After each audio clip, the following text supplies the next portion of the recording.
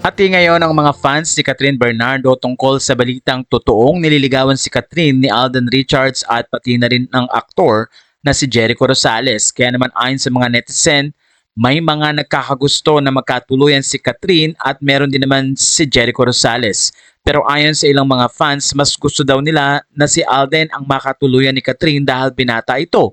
Ayon din sa kanila, si Jericho daw ay may asawa, kailangang ayusin muna nito ang kanyang mga papers at may anak pa.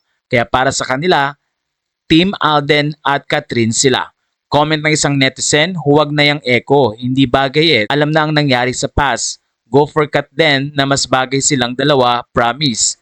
Sabi naman ng isang netizen, iba sa pakiramdam Kat kapag binata at malinis ang papel. Ang sabi naman ng isa, I'll vote for Echo. Matatandaan ang nasabing balita ay nagmula sa aktor at host na si OG Diaz.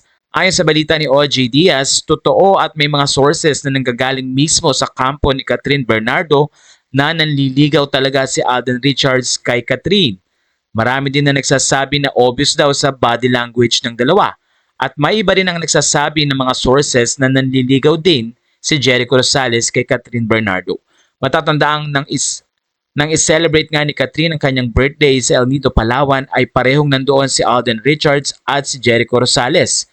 Ilang mga balita ang lumabas noon nang makitang magkasama ang dalawa na tila nagja-jogging nga. Pero ayon sa mga fans, mas gusto nila si Alden Richards na sana nga daw ay makatuluyan ni Catherine dahil binata ito at walang sabit.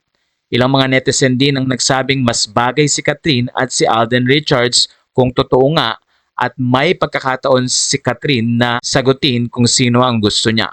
Sa puntong ito, ang desisyon pa rin ay kay Catherine Bernardo. Pero kayo po, kung tatanungin, sino po ang mas gusto nyo, si Alden or si Jericho Rosales?